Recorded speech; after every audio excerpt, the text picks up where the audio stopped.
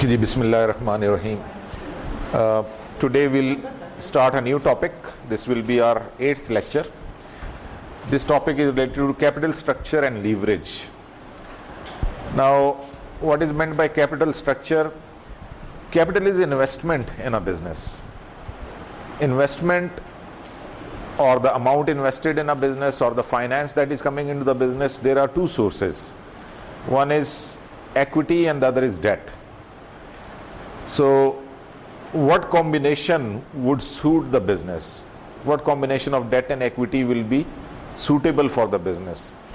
Now, the best combination or the optimal capital structure is the best combination of debt and equity which result in maximization of stock price. ठीक है ना, ये यानी आप कोई book नहीं है ऐसी, कोई ऐसा हार्ड एंड फास्ट रूल नहीं है कि जी 50-50 होना चाहिए डेट और इक्विटी को, या डेट को 60% ज़्यादा होना चाहिए या इक्विटी को ज़्यादा होना चाहिए, ऐसा कुछ नहीं है. इट ऑल डिपेंड्स कि जी कौन सा कॉम्बिनेशन आपकी बिजनेस को सूट करता है, and it will vary from business to business, firm to firm, industry to industry. So this topic is basically how to find out that best combination. ठीक है. Leverage is basically debt. Lever होता ना, यानी वजनी चीज़ आपने उठानी है, physics के अंदर हम फिर वो लीवर यूज़ करते हैं. तो बिजनेस की अपनी एक कैपेसिटी है, एक अपनी कैपेबिलिटी है.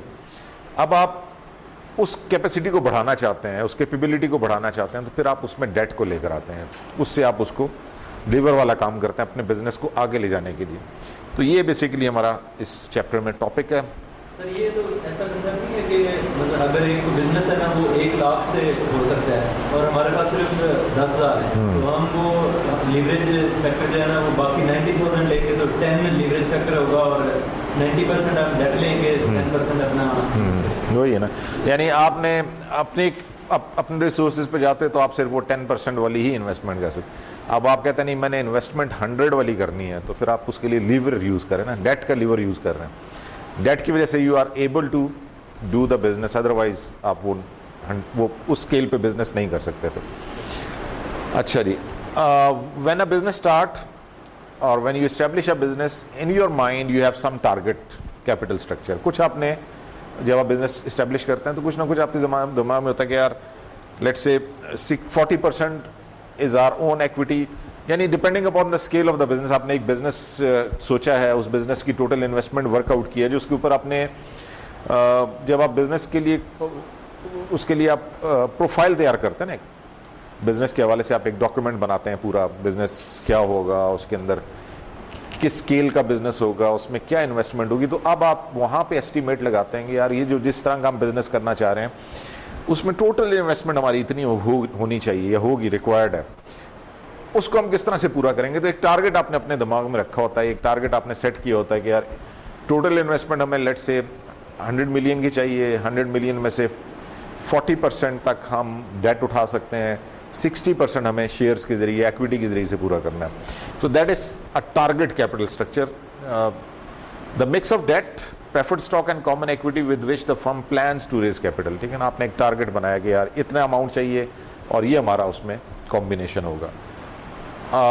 If actual debt is less, debt ratio is less than target level. अब आपने जो टारगेट बनाया था, लेट्स से आपने कहा कि 60% हम डेट उठा लेंगे, 40% या 60% हमारी इक्विटी होगी, 40% हम डेट उठा लेंगे. अब जब आपने डेट के लिए you went for the debt, तो आपका 30% डेट है, 40% का आपका टारगेट है, तो आप और डेट ले सकते हैं. You can issue more debt, 10% और भी डेट ले सकते हैं क्योंकि आपका टारगेट में कुशन अवेलेबल है. लेकिन अगर आपका एक्चुअल डेट उस टारगेट लेवल से ऊपर हो गया, 40% का आपका टारगेट था, एक्चुअल डेट 45 पे चला गया है, तो फिर अब आप क्या करेंगे, उसको बैलेंस करने के लिए शेयर्स को ऊपर लेके जाएंगे ताकि वो डेट का पोर्शन नीचे आ जाए, उस 60-40 को बैलेंस करने के लिए. Capital structure policy involves a trade off between risk and return. Risk and return means when you go for more debt, यानी आप debt comes with the risk. Debt has a fix cost ना, जब आप loan लेते हैं तो उसकी एक फिक्स कॉस्ट, जो इंटरेस्ट है वो इंटरेस्ट आपने देना है irrespective of profit and loss. यानी आपकी फाइनेंशियल पोजीशन कोई भी है, आपको वो डेट भी वापस करना है और उसका इंटरेस्ट भी वापस करना है. तो इसलिए जब आप लोन लेते हैं तो आपके बिजनेस का रिस्क बढ़ जाता है. अच्छा, रिस्क बढ़ने की वजह से क्या होता है, जो शेयर होल्डर्स हैं ना वो भी उनका रिटर्न यानी they have certain return in mind, तो वो भी उनका बढ़ जाता है। यानी रिटर्न ऑन बेसिकली हमारे जहन में ये है कि शायद डेट ही कॉस्ट है उसकी ना, डेट की, बट एक्चुअली इक्विटी की भी कॉस्ट है। डेट की कॉस्ट तो इंटरेस्ट हो गया ना, जब आप लोन लेंगे तो उस पर आपने इंटरेस्ट देना, तो वो तो वर्किंग करना आसान है। लेकिन जो इक्विटी है, जिन लोगों ने पैसा इन्वेस्ट किया है, उनके दिमाग में भी तो कुछ रिटर्न होता है ना कि यार इसमें मैं क्या रिटर्न करूँ। रिस्क बढ़ गया ना, जब रिस्क बढ़ेगा तो वो अपना उनका जो रिटर्न है, they want more return. Interest की कैलकुलेशन में भी हमने देखा था जो डिफरेंट फैक्टर्स हैं उसमें वो सारे जो हैं कौन से हैं याद है जी, प्रीमियम्स जो लगते हैं जब हम इंटरेस्ट रेट वर्कआउट करते हैं, डिफॉल्ट रिस्क प्रीमियम है और कौन से हैं जी, market risk premium, maturity, liquidity, तो उसमें भी ये सारे फैक्टर्स वर्कआउट कर रहे हैं ना। इंटरेस्ट के अंदर भी ये रिस्क का फैक्टर काम करता है ना, यानी रिस्क बढ़ेगा तो इंटरेस्ट, तो इसी तरह से इक्विटी के अंदर भी ये रिस्क का फैक्टर।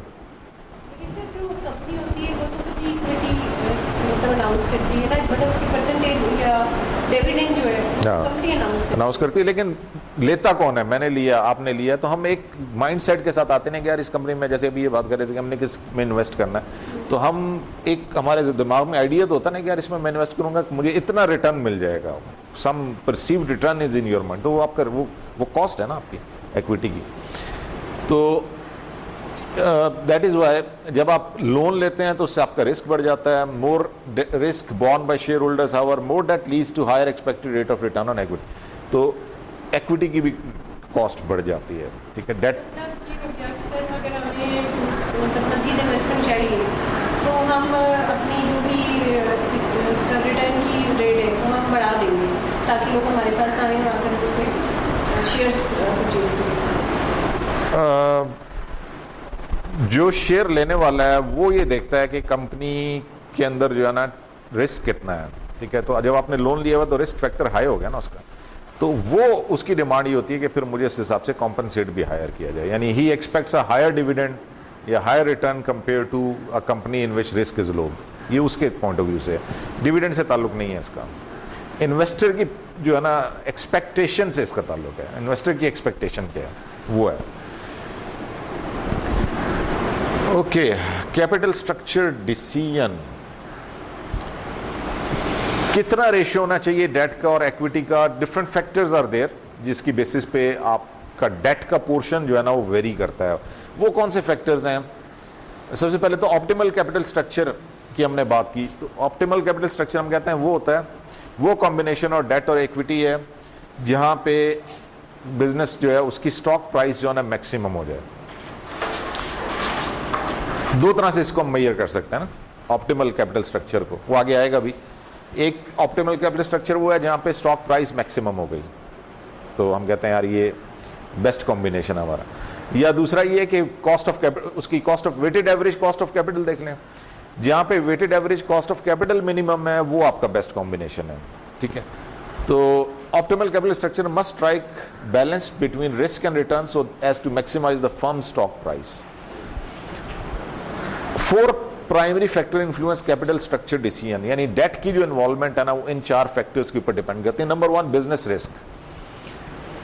बिजनेस रिस्क यानी किस नेचर ऑफ बिजनेस क्या है। कुछ बिजनेसेस हैं जिनकी नेचर ही रिस्क वाली है, ठीक है ना, वो बिजनेसेस जिनकी डिमांड इलास्टिक होती है, यानी सीजनल भी हो सकते हैं, या डिमांड में या लोगों इकोनॉमी बेहतर हुई तो प्रोडक्ट्स की सेल बढ़ जाती है, इकोनॉमी या लोगों की परचेजिंग पावर कम होती है तो उन प्रोडक्ट्स की प्राइस जो है ना वो डिमांड भी कम हो जाती है। जनरली जो आपके जिसको हम कहते हैं ना luxury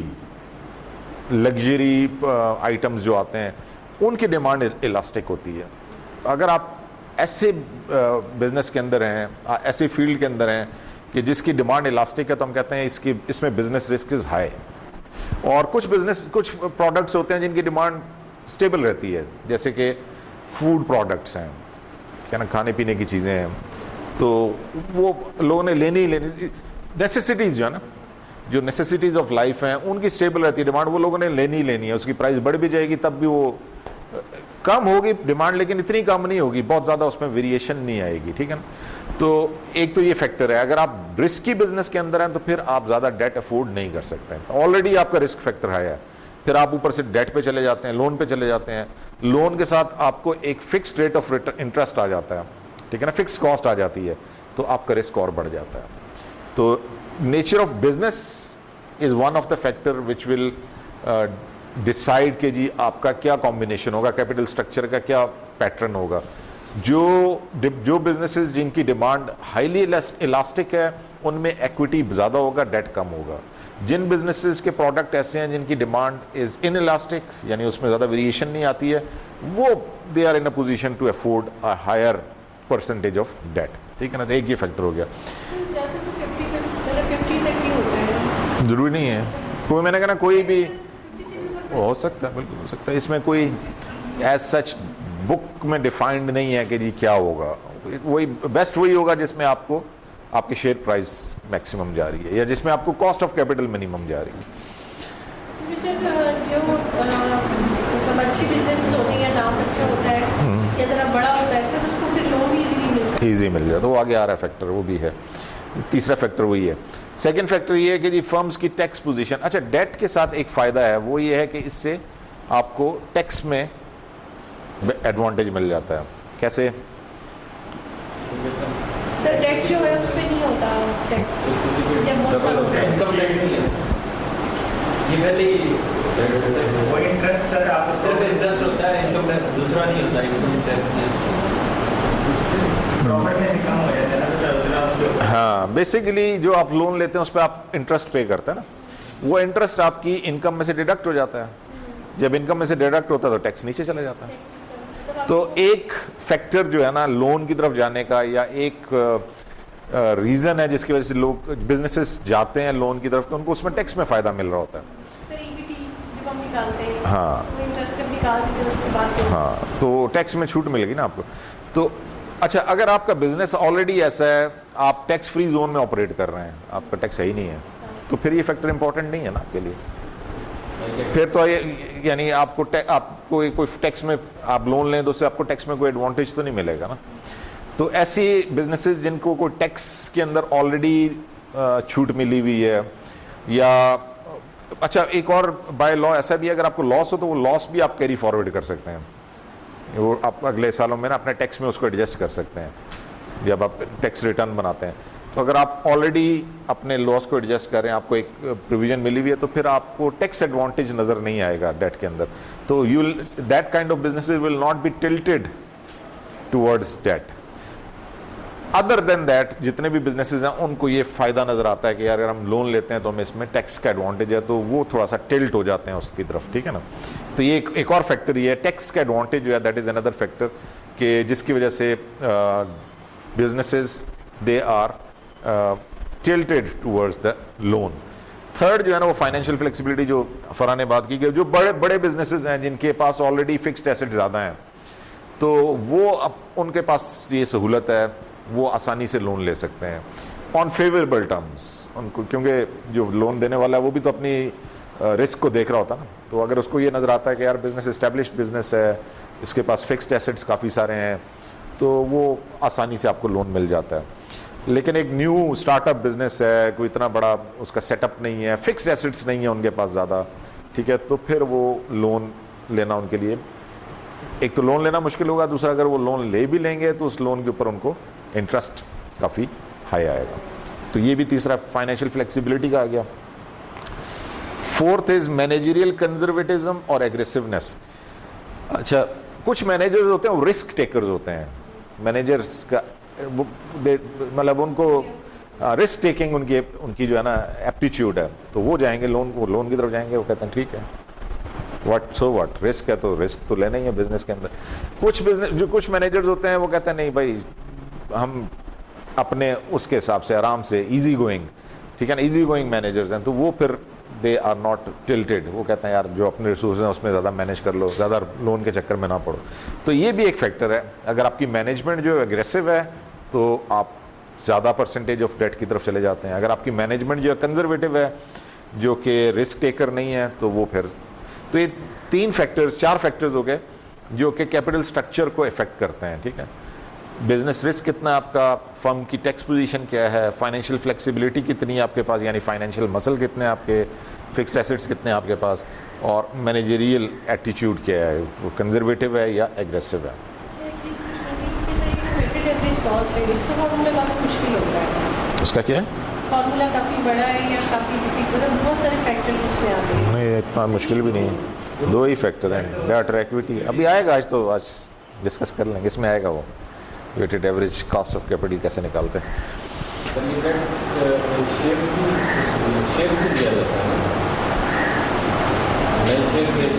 shares is not date.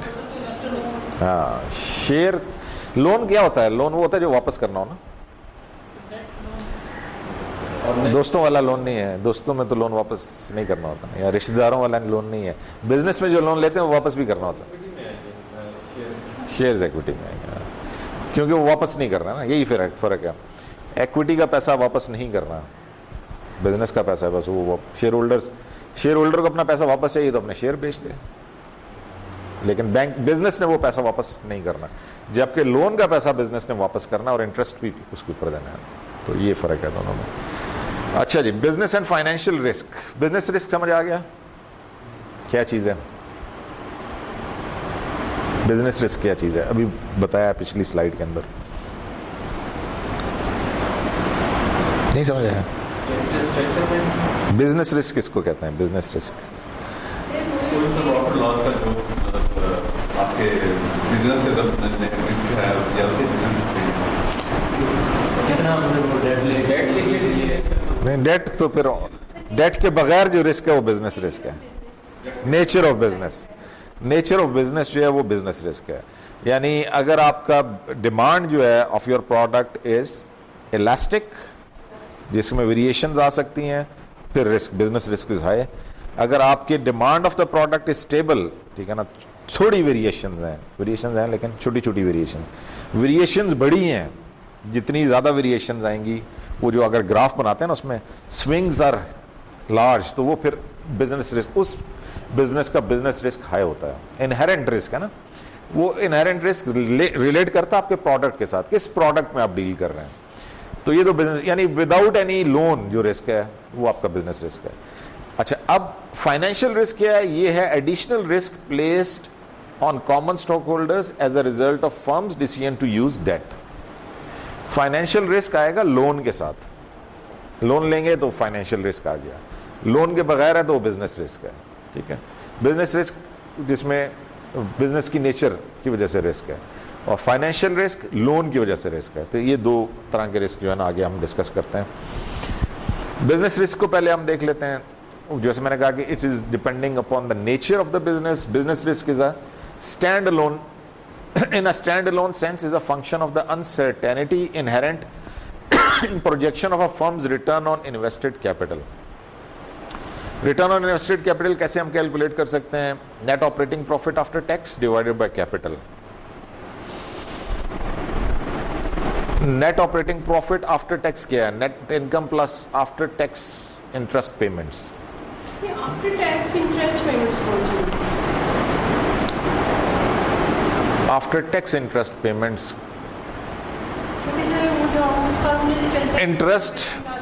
Interest के ऊपर आपको लेट से 100 रुपए आपने इंटरेस्ट पे किया और 40% आपका जो है ना वो टैक्स है, तो इसका मतलब है कि वो 100 में से 40 माइनस कर देना, वो तो आपको तो 60 जो बचेगा वो आफ्टर टैक्स पेमेंट हो जाएगा ना।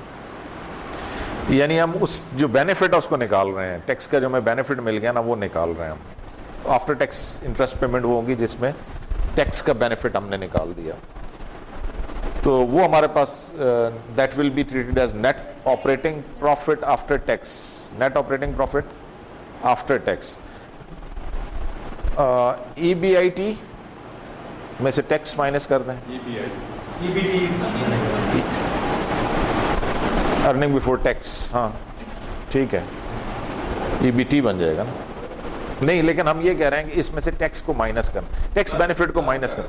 EBIT 1 - T बनेगा, ये EBIT 1 माइनस टैक्स रेट, वो बनेगा ये net operating profit after tax. ठीक है, आगे आएगा ये earning before interest and taxes में से इंटरेस्ट के ऊपर जो हमें टैक्स का बेनिफिट मिल रहा है वो हम निकाल रहे हैं, आफ्टर टैक्स ले रहे हैं। ठीक है, 1 माइनस टी कर देना, यानी टैक्स रेट अगर 40 है तो 1 माइनस 0.4 60% आ जाएगा, वो हम ले रहे हैं earning before interest and taxes. अच्छा, बिजनेस रिस्क में if the firm uses no debt then its interest payment will be zero, कोई इंटरेस्ट है ही नहीं है। Its capital will all be equity, debt तो है ही नहीं है। Its return on invested capital will equal its return on equity, दोनों बराबर आ जाएंगे। बिजनेस रिस्क अगर आप देखते हैं या रिटर्न ऑन इन्वेस्टेड कैपिटल देखते हैं तो रिटर्न ऑन इन्वेस्टेड कैपिटल उस फर्म का जिसमें डेट कोई नहीं है, जीरो डेट है, तो that is will be equal to return on equity. ठीक है, तो ये बिजनेस रिस्क को मेजर करने का एक तरीका है कि किस तरह से हम उसको मेजर कर सकते हैं। ये सारे वो बिजनेस रिस्क के हवाले से जो चेंजेस, रिटर्न ऑन इक्विटी, हमारे पास कॉमन इक्विटी ही होती है ना, प्रेफर्ड स्टॉक, प्रेफर्ड, ये वो बात है ना, यानी अगर किसी कंपनी के प्रेफर्ड स्टॉक भी है तो फिर उसकी कॉमन इक्विटी भी है, प्रेफर्ड स्टॉक भी है, तो हम सिर्फ कॉमन इक्विटी लेंगे। लेकिन जनरली हमारे पास, हाँ, इक्विटी वहाँ से लेंगे, नेट इनकम हम income statement. Business risk varies from industry to industry as well as among, ये मैं पहले बताया था, बिजनेस रिस्क जो है ना वो डिपेंड करता है डिफरेंट फैक्टर्स के ऊपर। Food processor and grocery retailers frequently are given as example of industries with low business risk, इसलिए कि इनके डिमांड, प्रोडक्ट की डिमांड स्टेबल रहती है ना, वो प्राइस यानी इन्फ्लेशन से या प्राइस ऊपर नीचे जाने से इनके ऊपर फर्क नहीं पड़ता, लोगों ने वो लेनी है। फूड प्रोडक्ट्स हो गए, ग्रोसरी हो गए। While cyclical manufacturing industries such as autos and steel, as well as many small startup companies are regarded as having especially high business risk. लेकिन ऑटोमोबाइल वो लग्जरी आइटम्स में आ गया ना, तो अगर इकोनॉमी की कंडीशन ख़राब हो रही है तो लोग फिर उसमें उसकी परचेजिंग कम हो जाती है, डिमांड कम हो जाती है। Business risk depend on number of factors, the more important of which are listed below. Demand का तो मैंने बता दिया, sales price variability, sales price के अंदर कितने ज़्यादा फ्लक्चुएशंस आ सकती हैं। अगर सेल्स प्राइस में बहुत ज़्यादा फ्लक्चुएशन आते हैं तो फिर वही होता है ना, जब सेल्स प्राइस बहुत ऊपर जाएगी लोग छोड़ देंगे लेना, वेट करेंगे कि प्राइस नीचे आएगी तो हम परचेज। इसका मतलब है वो कोई नेसेसिटी नहीं है, वो ऐसे ही आइटम है जो कि आप छोड़ सकते हैं, पोस्टपोन कर सकते हैं। तो ये एक फैक्टर हो गया। इनपुट कॉस्ट वेरिएबिलिटी, अगर आपके इनपुट की कॉस्ट बहुत ज़्यादा वेरी करती है, अगेन जब उसकी कॉस्ट बढ़ जाएगी तो आप फिर उसको कोई चीज़ आप मैन्युफैक्चर कर रहे हैं, स्टील जो रॉ मटेरियल की कॉस्ट है वो है, तो रॉ मटेरियल की कॉस्ट अगर बहुत, अगर आपका, हाँ मतलब ये कि आप कि प्राइस डिमांड है लेकिन उधर से कॉस्ट बढ़ गई है, आप प्राइस नहीं चेंज कर, अगर आप प्राइस चेंज करते हैं तो आपकी सेल कम हो जाएगी ना, तो फिर उस सूरत में ये बात है वैलिड है। अगर तो ये है कि जी आप प्राइस बढ़ा भी लें और लोग लेंगे तो फिर तो ठीक है, फिर तो रिस्क नहीं होगा। हाँ, तो उसकी मतलब अगली जो टारगेट था उसकी भी कॉस्ट बढ़ जाएगी। हाँ, लेकिन सर फर्ज करेंगे, लेकिन सीमेंट के रेट बढ़ गए फिर भी डिमांड कम नहीं हुई ना, कम मैन्युफैक्चरिंग। इसी तरह सरिया है तो उनको तो उस पर ही अप्लाई नहीं होता ना फिर। सर देखिए फर्ज करें मैंने एक ठेका ले लिया है और मेरी उसके साथ वो तय हो चुकी है ना, और फिर उसके बाद सीमेंट के रेट बढ़ जाते हैं, सर यहाँ पर मेरी भी तो सेल कम हो जाएगी ना, मेरा प्रॉफिट कम हो जाएगा। हाँ, सर उस केस में बात तो फिर रिस्क है नहीं आपका। उसमें बात करें, हाँ। फर्ज करें किसी भी चीज़ की डिमांड हमने मतलब हमारा हो चुका है, उसके साथ कॉन्ट्रैक्ट हो चुका है और सर फिर उसकी जो हमारा रॉ मटेरियल है उसकी बढ़ जाती है कॉस्ट, तो सर उस केस में हमें तो टारगेट पूरा ही करना है और कॉन्ट्रैक्ट हो चुका है। मैं वही कह रहा हूँ कि अगर आप वो तो आगे ना आपकी कॉस्ट बढ़ जाएगी, ठीक है, कॉस्ट बढ़ेगी तो अगर आप वो कॉस्ट आगे पास ऑन करेंगे कर लें, आगे पास ऑन कर देंगे ना। लेकिन अगर वो ये उस केस में है कि जहाँ पे आगे अगर आप कॉस्ट पास ऑन करते हैं तो अगला बंदा नहीं लेगा, वो कहेगा यार इस कॉस्ट पे तो मैं नहीं लेना, हम वेट कर लेंगे, हम प्राइस का तो उस सूरत में फिर आपका बिजनेस रिस्क बढ़ जाएगा। Ability to adjust output prices for changes in input cost, वही बात है कि जी अगर आप प्राइस बढ़ाएंगे इनपुट कॉस्ट की वजह से तो वो डिमांड आपकी वेरिएशन आ जाएगी। Ability to develop new products in a timely cost effective manner, अगर आपके पास ये एबिलिटी है नहीं है तो बिजनेस रिस्क हाई है। फॉरेन रिस्क एक्सपोजर, अगर आप फॉरेन मार्केट्स के अंदर डील करते हैं और वहाँ पे एक्सचेंज रेट के अंदर फ्लक्चुएशंस आती हैं तो, और इवन पॉलिटिकल फैक्टर्स भी है ना फॉरेन रिस्क में। हाँ, कि अब कभी आप किसी मुल्क के साथ आपके ताल्लुकात पॉलिटिकली अच्छे नहीं हैं तो उस वजह से बैन, जैसे हम यूरोपियन यूनियन के साथ अभी हमारा जो है ठीक चल रहा है, अगर ख़राब हो जाए हालात, वो कहते हैं जी बैन लगा दिया तो आपका रिस्क हाई हो जाएगा ना। The extent to which cost are fixed operating leverage, अच्छा अगर आपके बिजनेस की नेचर ऐसी है कि उसमें फिक्स्ड कॉस्ट ज़्यादा हैं तो भी बिजनेस रिस्क हाई है, ठीक है ना। वो फिक्स्ड कॉस्ट तो आपको बेयर करने ही करने हैं, चाहे सेल्स ज़्यादा हो या कम हो, तो रिस्क बढ़ जाएगा ना फिर आपका। तो ये फैक्टर्स हैं जिनकी वजह से business risk can be high. इसमें कौन सी आ जाते हैं, मतलब जो आपने वो लगाया हुआ है सेटअप कॉस्ट वगैरह किसमें? हाँ, फिक्स कॉस्ट, फिक्स कॉस्ट के अंदर, हाँ फिक्स कॉस्ट में आपका रेंट आ जाएगा, आपके जो एम्प्लॉयज़ हैं वो आ गए, आपकी जो भी इलेक्ट्रिसिटी है जो जिनको आपने देने हैं, मतलब विद इर्रिस्पेक्टिव ऑफ प्रॉफिट या लॉस। ऑपरेटिंग लीवरेज क्या चीज़ है? What is operating leverage? Operating leverage is the extent to which fixed costs are used in a firm's operation, यानी वो फर्म्स जिनके अंदर फिक्स्ड कॉस्ट हाई है, हम कहते हैं इनका ऑपरेटिंग लीवरेज भी हाई है। वो फर्म्स जिसमें फिक्स्ड कॉस्ट कम है तो हम कहते हैं इनमें ऑपरेटिंग लीवरेज लो है। If most costs are fixed hence do not decline when demand falls then the firm has high operating leverage. वही बात हो गई ना, रिस्क बढ़ जाएगा। आपकी फिक्स कॉस्ट तो रहनी रहनी है, वो तो आपने बेयर करनी है, आपकी सेल कम हो या ज़्यादा हो। तो अगर इस तरह की आपकी नेचर है बिजनेस के अंदर, ऐसी सिचुएशन है तो फिर आपका ऑपरेटिंग लीवरेज जो है हाई होगा। सर ये जो डेबिट मैनेजमेंट रेशियोज हैं, सर इसमें मुख्तलिफ जगहों पर इनको लिवरेज रेशियोज भी कहा जाता है। लीवरेज वही डेट को कहते हैं ना, इसलिए उनको लीवरेज रेशियोज कहते हैं। Okay, effect of operating leverage. More operating leverage leads to more business risk, for then a small sales decline cause a big profit decline. यानी ऑपरेटिंग लीवरेज फिक्स्ड कॉस्ट आपकी रहेंगी ना। अब अगर आपकी फिक्स्ड कॉस्ट हाई हैं और आपकी सेल्स कम हो जाती हैं तो it is going to bring a big change in your profit. Normally अगर इंग्लिश में बात करते हैं लिवरेज, तो लिवरेज हम कहते हैं ना कि भी हम आपको थोड़ा सा एक्सटेंडेड दे रहे हैं, हाँ सही है, फेवर दे रहे हैं। सर यहाँ पर भी इसी टर्म्स में यूज हो रहा है ना। फाइनेंशियल लीवरेज का ही मतलब है कि हम आपको फाइनेंस के अंदर लीवरेज दे रहे हैं, फाइनेंशियल लीवरेज दे रहे हैं। ओके, सो ऑपरेटिंग लीवरेज इसलिए जो है ना रिस्क फैक्टर बढ़ा देता है कि अगर आप हाई ऑपरेटिंग लीवरेज है तो it means high risk. Reason उसकी यहाँ पे बता दी कि जी अगर आपकी ऑपरेटिंग लीवरेज हाई है, बिजनेस में आप सेल्स आपकी डिक्लाइन हो जाती हैं तो फिक्स कॉस्ट तो उधर ही खड़ी है, वो तो आपने देनी ही देनी है, उधर से आपका रेवेन्यू कम हो गया तो that is going to cause a big profit decline. ये आप देख लें इसमें कि किस तरह से इफेक्ट करेगा।